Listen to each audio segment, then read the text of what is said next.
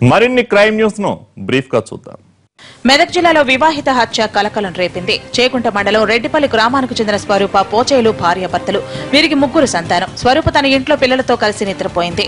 భర్త పోచేయ డాబాపై నిద్రపోయాడు. అర్ధరాత్రి శబ్దం రావడంతో స్వరూప కూతురు లేచి చూడగా తల్లి స్వరూప రక్తపు మడుగులో కనిపించింది. గుర్తు తెలియని దుండగులు స్వరూపను హత్య చేశారని బంధువులు పోలీసులకు ఫిర్యాదు చేశారు. పోలీసులు డాగ్ స్క్వాడ్ క్లూస్ టీమ్ తో ఘటనా స్థలానికి వచ్చారు. పోలీసు జాగిలో నారాయణ ఇంటికి వెళ్లి ఆగింది. స్వరూప కొడుకును దత్తత ఇవ్వాలని నారాయణ అడిగాడని, నిరాకరించడంతోనే చంపాడని ఆరోపిస్తున్నారు మృతురాలి బంధువులు. తూర్పుగోదావరి జిల్లా పిఠాపురంలో వివాహిత ఆత్మహత్య చేసుకుని చనిపోయింది. పెళ్లై సంవత్సరాలు గడిచినా పిల్లలు లేకపోవడంతో భర్త, అత్తమామలు వేధించారని, ఆ వేధింపుల వల్లే ఉమాదేవి చనిపోయిందంటున్నారు పోలీసులు. మృతురాలి తల్లి మాత్రం అల్లుడే తన కూతుర్ని చంపేశాడని ఆరోపిస్తోంది. ఉదయం ఫోన్ చేసి పురుగుల మందు తాగి చనిపోయిందని చెప్పాడని, ఇంటికి వచ్చాక ఉరేసుకుందని మాట మార్చడంతో అనుమానం కలుగుతుందని చెబుతోంది.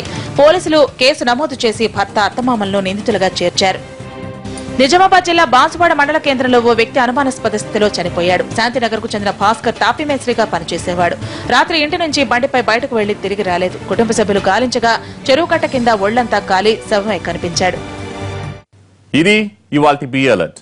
మిమ్మల్ని అప్రమత్తం చేసే మరిన్ని కథనాలతో మళ్ళీ కలుద్దాం. Until then be alert.